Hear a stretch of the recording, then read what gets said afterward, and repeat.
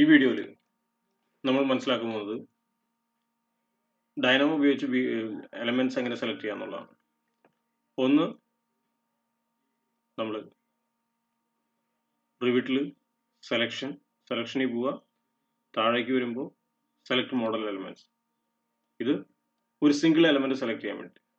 തൊട്ട് താഴെ select model elements. ഇത് ഒന്നിൽ കൂടുതൽ എലമെന്റ്സ് സെലക്ട് ചെയ്യാനായിട്ട്. ആദ്യം നമ്മൾ സെലക്ട് മോഡൽ എലമെന്റ്സ് ട്രൈ ചെയ്യാം. ആദ്യം സെലക്ട് ക്ലിക്ക് ചെയ്യുക, മിനിമൈസ് ചെയ്യുക. ഇപ്പോൾ നമ്മളിവിടെ ശ്രദ്ധിച്ചറിയാം ഏതെങ്കിലും ഒരു എലമെന്റ് നമുക്ക് സെലക്ട് ചെയ്യാൻ പറ്റുള്ളൂ. ഇപ്പോൾ ഞാൻ ഈ ഡക്റ്റ് സെലക്ട് ചെയ്യണം. ഡക്റ്റ് സെലക്ട് ചെയ്യും. തിരിച്ച് നമ്മൾ ഡൈനാമോയിലേക്ക് വന്നു കഴിഞ്ഞാൽ സെലക്ട് ചെയ്ത ആ എലമെന്റിന്റെ ID നമ്പർ കാണാൻ പറ്റും.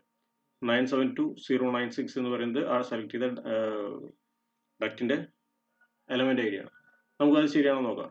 972096 നമ്മൾ സെലക്ട് ചെയ്ത് കഴിഞ്ഞിട്ട് നമ്മൾ മാനേജിൽ പോയി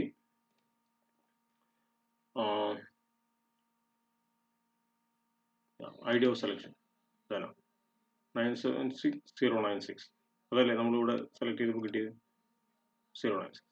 ഓക്കെ, ഇനി നമുക്ക് വേറെ അടുത്ത നോഡ് ട്രൈ ചെയ്യാം. അടുത്ത നോഡ് ഏതാണ്? Select model elements.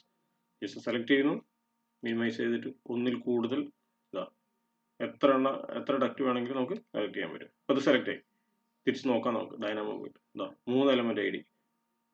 ഇനി നമ്മളൊരു വാച്ച് നോഡ്, ഏതെങ്കിലും വാച്ച് നോഡ് ആഡ് ചെയ്യാം.